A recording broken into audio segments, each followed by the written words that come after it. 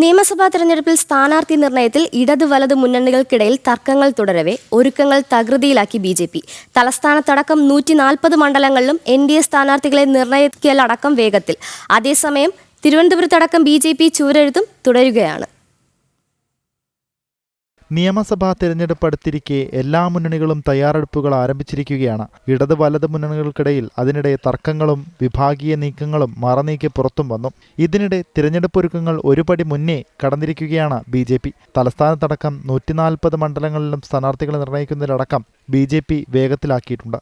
ഇടത് വലത് മുന്നണികൾ സംസ്ഥാന ജാഥ നടത്തുമ്പോൾ ജനങ്ങളുടെ പ്രശ്നങ്ങൾക്ക് പരിഹാരം കണ്ട് ബി.ജെ.പി. സംസ്ഥാന നേതൃത്വം ജനങ്ങൾക്കിടയിൽ പിന്തുണ ഉറപ്പിക്കുകയും ചെയ്യുകയാണ്. മെഗാ അദാലത്തും ജനസമ്പർക്കവും ഉൾപ്പെടെ ജനകീയ കാര്യങ്ങളിലൂടെ ബി.ജെ.പി. ഒരുപടി കൂടി കടന്നിരിക്കുകയാണ്. കൂടാതെ പല മണ്ഡലങ്ങളിലും സ്ഥാനാർത്ഥി നിർണയം പൂർത്തിയാക്കി ബി.ജെ.പി. തെരഞ്ഞെടുപ്പ് ഒരുക്കങ്ങളിൽ വളരെ മുന്നിലാണ്. വട്ടിയൂർക്കാവ് നിയമസഭാ മണ്ഡലത്തിലെ തിരഞ്ഞെടുപ്പ് പ്രചാരണ പ്രവർത്തനങ്ങൾക്ക് ഇന്ന് തുടക്കമാകും. ബി.ജെ.പി. വൈസ് പ്രസിഡന്റും ശാസ്തമംഗലം കൗൺസിലറും മുൻ IPS ഉദ്യോഗസ്ഥയുമായ R. ശ്രീലേഖ നർമ്മദ കോംപ്ലക്സിന് സമീപം ഇന്ന് ചുവരെഴുതി പ്രചാരണത്തിന് തുടക്കം കുറിക്കും. കഴിഞ്ഞ ലോക്സഭാ തെരഞ്ഞെടുപ്പിലും തദ്ദേശ ഭരണ തെരഞ്ഞെടുപ്പിലും ബി.ജെ.പി. ഒന്നാം സ്ഥാനത്തെത്തിയ മണ്ഡലമാണ് വട്ടിയൂർക്കാവ്.